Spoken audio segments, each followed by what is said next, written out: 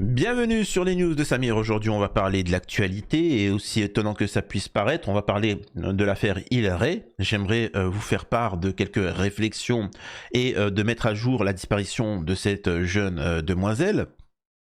Et on va parler de l'affaire Koé.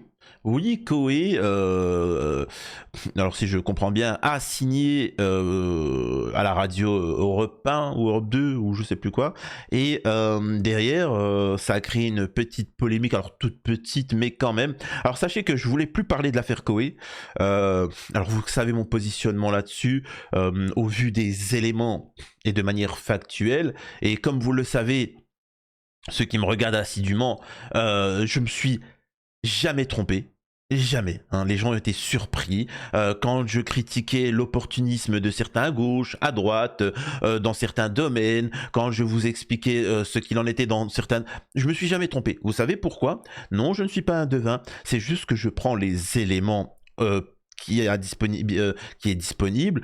Voilà, en fait, tu prends des éléments, tu prends du recul, à froid, tu laisses pas tes émotions, tu vois. C'est pas Koé, il a dit ça, il a accusé de ça, oh mon Dieu. Non, non, pourquoi, comment? Tu poses des questions, tu vois. T'étais où, tu vois, hein, hein, tu regardes et tu vois la cohérence. Et comme pour l'affaire Hilary, hein, tu vois un petit peu ce qui l'en est, hein, c'est quand même particulier. Donc tu vois la cohérence et tu vois que souvent, c'est comme par exemple quand il y en a qui font en région parisienne, il faut avoir toutes ces données. Tant que tu n'as pas tous les données en main, tu ne peux pas comprendre. Si tu ne connais pas le monde de la radio, tu ne peux pas comprendre tous les détails. Alors, en région parisienne, c'est très difficile pour se loger, pour changer d'appartement, etc. Et souvent, la solution, on a pu voir, alors ce qui a fait médiatiquement en avant, parce que les médias, là, c'était les tags anti-Cébip, etc. Oh mon Dieu, en tag anti-Cébip, etc. Machin, des croix... oh mon Dieu, etc. Je veux être logé, etc. Et en fait, c'est une solution. Mais au-delà de ça, mais il y en a plein d'autres. Il y a l'autre qui avait dit oui, il y a des dégradations, il y a un fantôme, il y a des fantômes, on entend des bruits bizarres. Vous voyez, en fait, le mec va inventer tout plein de bêtises pour pouvoir déménager, avoir cet avantage, machin, etc. Il faut prendre du recul. Donc au niveau de Koé, là médiatiquement ils en reparlent, donc je vais en reparler. Je voulais pas le mettre en avant parce que je me suis dit bon c'est bon, il est parti, il refait sa carrière, bon allez c'est parti, tu vois, on va pas non plus parfois ressasser une affaire, même si t'as gagné, c'est négatif. Parce qu'après les gens reparlent de ça. Mais là je vais en profiter, on va parler d'Hilary et d'une chose qui est assez étrange, c'est qu'elle a disparu. Là où elle a disparu, il y a un endroit assez particulier. Avant de démarrer la vidéo, je vous invite à vous abonner, laisser un commentaire, un like pour le référencement et ne pas hésiter à faire un don sur Tipeee. Merci infiniment pour votre soutien. Alors, très important de rappeler, avant de parler de l'affaire Koé, c'est que nous avons eu le petit Yanis qui nous a quittés parce qu'un homme est venu et la bip, hein, alors qu'il avait 12 ans, hein, il a profité de cet enfant-là, il a fait 2 ans ferme. Cet individu a bip un enfant de 12 ans, il a fait 2 ans ferme, personne connaît son nom, salut circulaire, rien à voir. Pourquoi je vous dis ça? Nous avons Morandini qui est toujours en radio alors que lui a été condamné à de multiples reprises et il y a des preuves. Et nous avons Koé. Koé qui, on lui c'est-à-dire que je sais pas pourquoi, alors je le sais pourquoi, mais il a attisé une haine tout sur lui. Et c'est très simple. Alors qu'il n'y a rien, il n'y a aucune preuve. On a pu voir que la personne qui l'accusait était une menteuse compulsive. Ça, c'est un fait. Parce qu'elle a expliqué qu'elle avait 16 ans, 17 ans, 14 ans, 12 ans, 13 ans. Ensuite qu'il la bip 2 fois. Tu vois, ensuite une fois, ensuite pas une fois, mais c'était juste une proposition. Bon, alors tu te décides. Tu vois, c'est incroyable ça. C'est... Et donc... cette personne-là ment à de multiples reprises. J'ai été en contact avec elle dans ses propos, alors ça n'a pas été public, mais bon, en privé quand on a échangé et j'ai transmis ça à la justice, elle expliquait carrément qu'il y avait techniquement un réseau beaucoup plus... Enfin, Koé, avec sa femme, parce que je le rappelle, c'est une histoire d'amour, hein, elle veut remplacer la femme de Koé, je vous le dis, hein, c'est ça. Il y a d'autres sphères. M'expliquer que tous les soirs, la femme de Koé récupérait des enfants la nuit et les donnait à Koé pour les... Je sais pas. Ça n'a pas de sens, mais c'est pas grave, tu vois. L'important, c'était de me convaincre de détester Koé. Donc voilà. Mais quand je parle de faits, il n'y a pas de fait, tu vois, il n'y a rien, c'est particulier. Mais ces gens-là jouent sur l'émotion. Ils jouent sur l'émotion pour que vous ne réfléchissiez pas sur le tout. Alors je devais faire une interview d'une... j'ai pas eu le temps, ça a été assez problématique, d'une femme qui est taxi et qui s'est fait voler par la personne qui accuse Koé, cette Julie.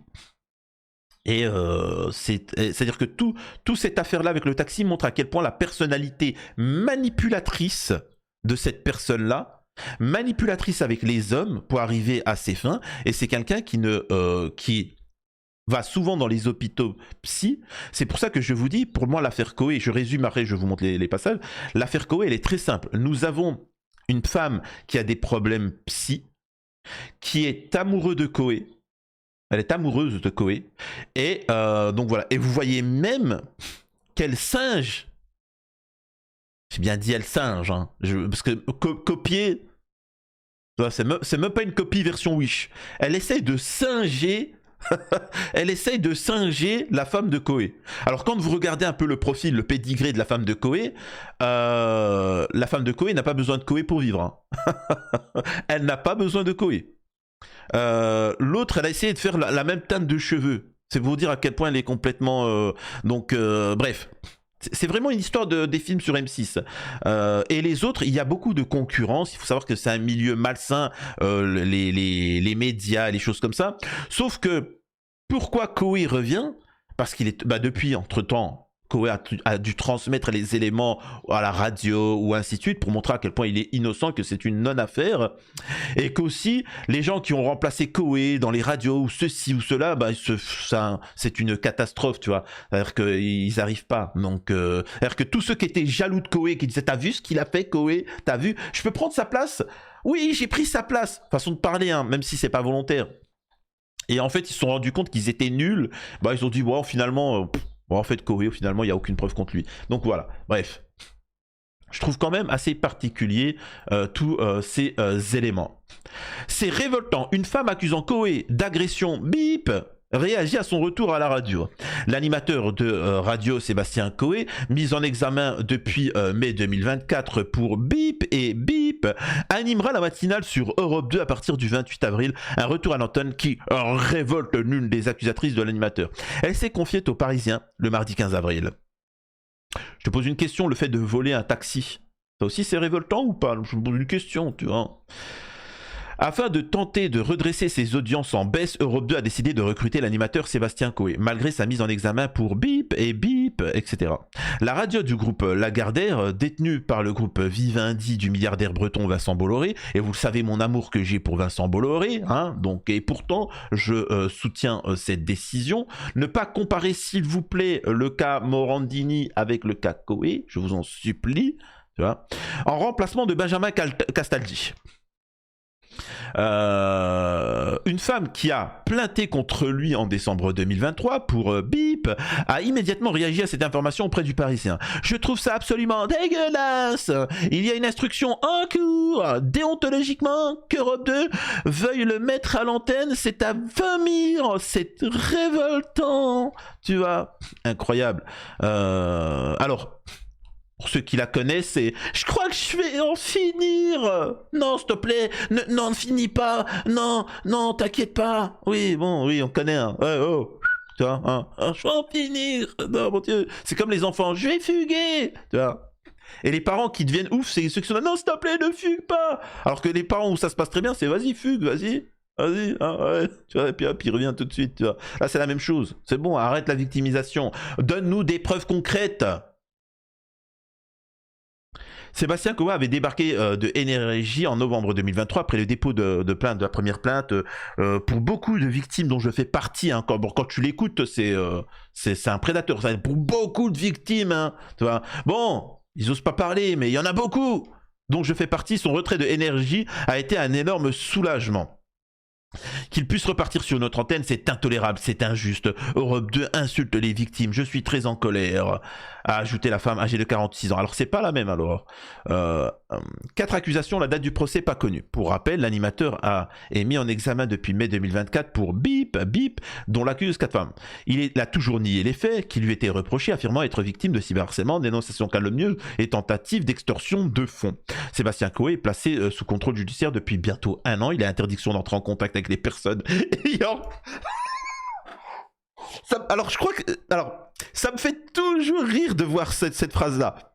Il a interdiction d'entrer en contact avec les personnes ayant déposé plainte ou témoigné et d'animer une émission avec du public. La date du procès n'est pas encore connue.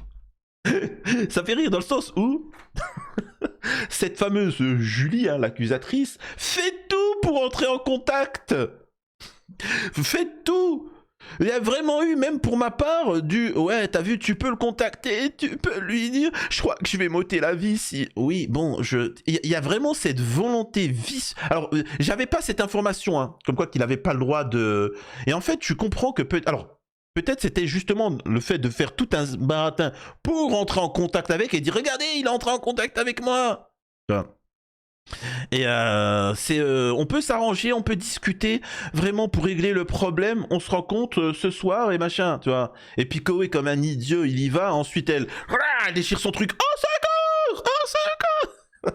Allez, barre-toi, et oust, tu hors de ma vue. Voilà, et vraiment, il faut savoir que moi, j'ai subi un chantage affectif, j'en pouvais plus, hein. C'était des messages quotidiens, vas-y, machin. Oh, au bout d'un moment, j'étais là, je dis, mais moi, je viens pour des informations. Moi, à la base, c'est, bonjour, est-ce que Coe est disponible pour une interview? Non, ok, est-ce que toi, t'es disponible pour une interview pour témoigner? Oui. Bon, bah, la victime veut témoigner, vas-y, explique-toi. Et pendant qu'elle est en train de s'expliquer, pendant qu'on est en train d'échanger un petit peu de débrief, je dis mais c'est une menteuse, mais tu es vilaine. Excuse-moi.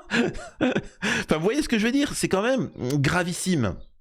Bref, tout ça pour vous dire qu'il faut faire attention à tout ça. Il faut faire attention, tout ça ce sont des fausses accusations. Je vous dis l'avenir. Hein. Comment tu fais Samir pour savoir tout ce qui va se passer? Non, je prends du recul et je sais ce qu'il en est. Malheureusement pour Coe, et j'ai bien dit malheureusement pour lui, il va être innocenté. Et donc, mais comme on vit dans un système où il y a des accusations, et en fait on va appeler ça un classement sans suite. Il n'y a aucune preuve que Coe soit le responsable de tout ça, mais il n'y a rien, mais il y a des gens qui l'accusent, donc classement sans suite. En fait, en résumé, il n'y a rien, allez, barrez-vous, tu vois. Pour les gens, ça vaudra culpabilité quand même. Alors que ceux qui le voient comme coupable, ils continueront à le voir coupable, ils vont expliquer que Coe contrôle les médias, il contrôle le machin, etc. Tu vois. Pourtant, tu vois, et donc circuler, il n'y a rien à voir, et donc il aura une sale image. Ils l'auront sali, tu vois. Donc, et là, moi, personnellement, si j'étais Coe, je me préparais mentalement à ça et j'en ferais des blagues, tu vois. J'en ferais des blagues. C'est-à-dire que forcément, il y a des gens qui vont dire « Coe, t'as vu ce que t'as fait ?»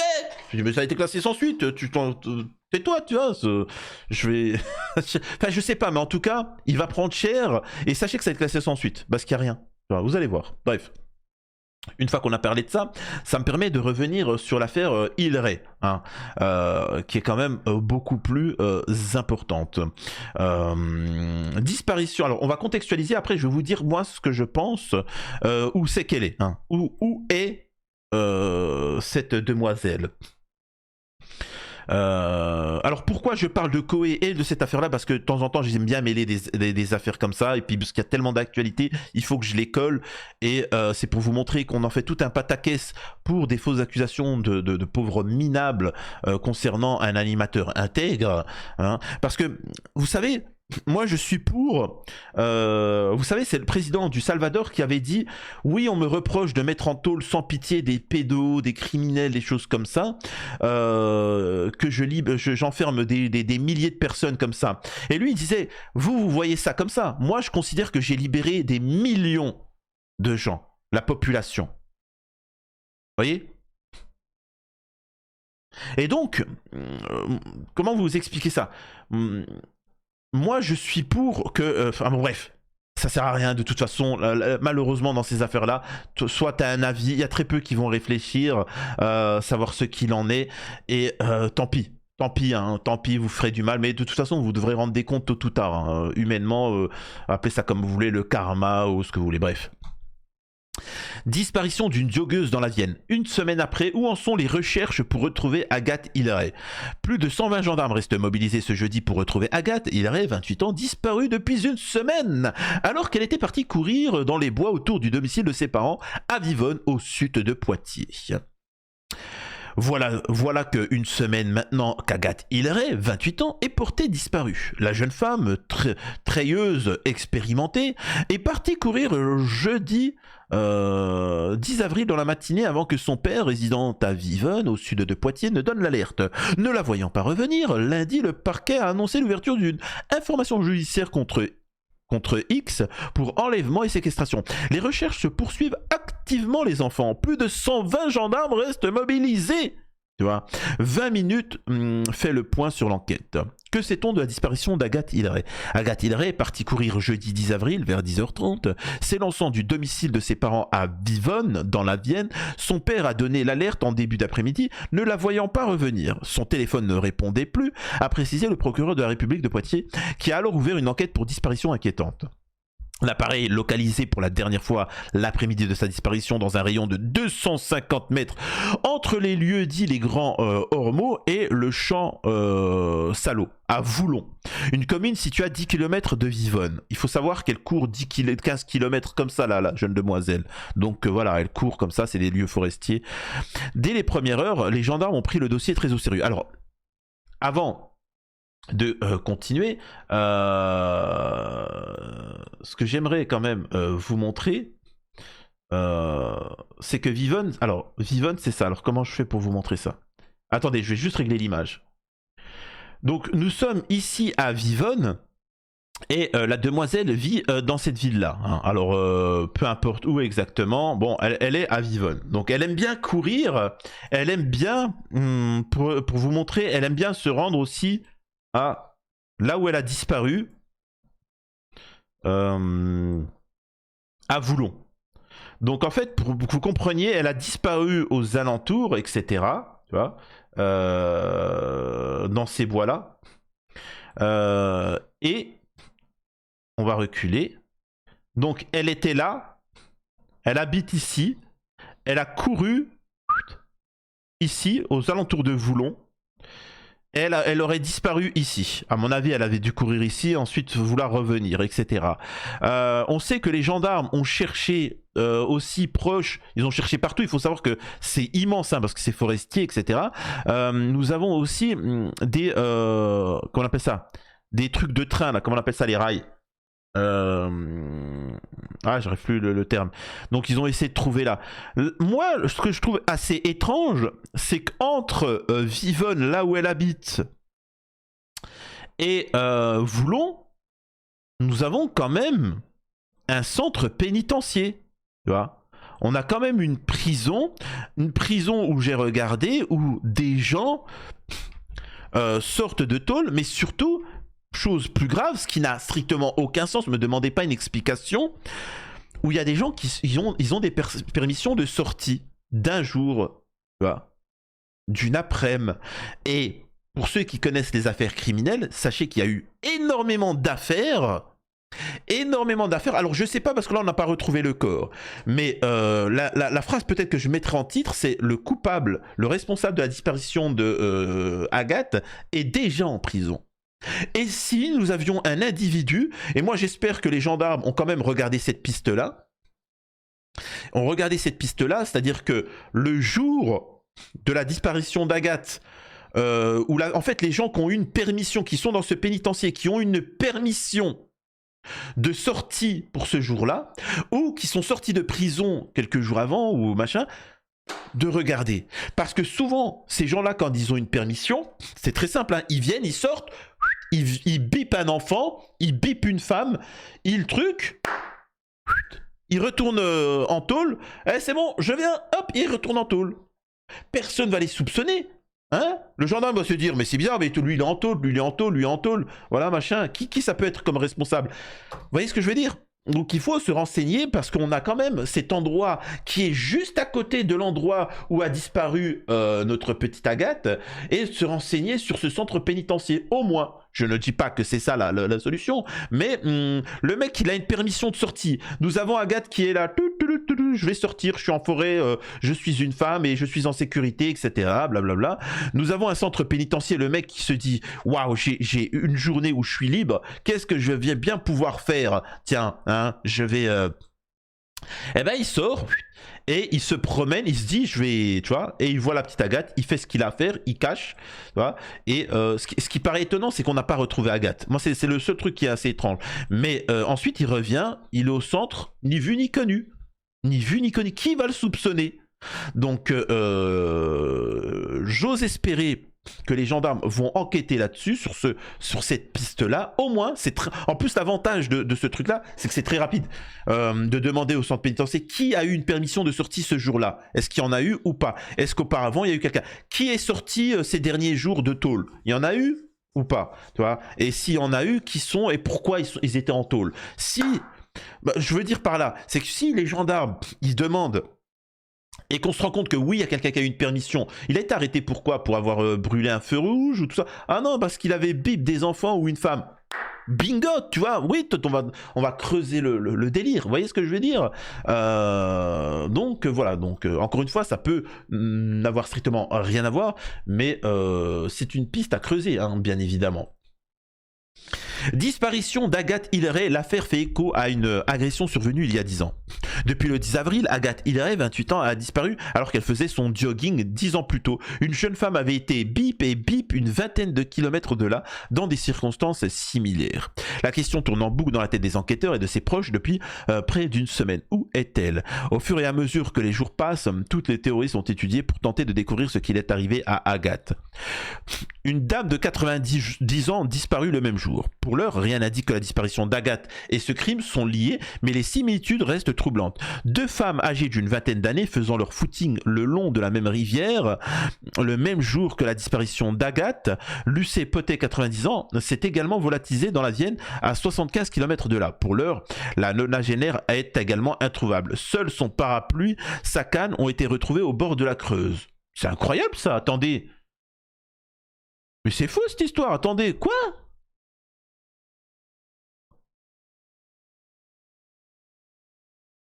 Attendez, la même... Attendez, quoi? Excusez-moi, hein, moi je découvre en même temps que vous hein, les articles là. Deux femmes âgées d'une vingtaine d'années faisant leur footing le long de la même rivière. Alors, le même jour que la disparition d'Agathe, Lucé Potet, 90 ans, s'est également volatilisé dans la Vienne à 75 km de là. Pour l'heure, la nonagénaire s'est également introuvable. Seul son parapluie et sa canne ont été retrouvés au bord de la Creuse. C'est bizarre cette histoire. C'est bizarre. Donc il y a vraiment un truc bizarre, mais bon bref, il y a quelque chose à creuser. Il y a quelque chose à creuser dans cette affaire-là. Mais il faut creuser toutes les pistes. C'est comme ça, il ne faut rien laisser. Et donc on va voir ce qu'il en est. On suit cette affaire-là comme toutes les affaires. Maintenant, ce que je dénonce, c'est qu'il y a un certain laxisme. On libère ces gens-là très facilement. La prison, c'est le Club Med maintenant. Hein. C'est plus ce que c'était. Enfin, on prend plus cher. Allez, bon, j'abandonne. La France, ça sert strictement à rien de parler. Voilà. Donc, si vous avez des informations, n'hésitez pas à me les contacter en privé. Hein. Donc, n'hésitez pas. Et on continue toutes ces affaires. À la prochaine sur les news de Samir. N'oubliez pas de vous abonner et de laisser un commentaire.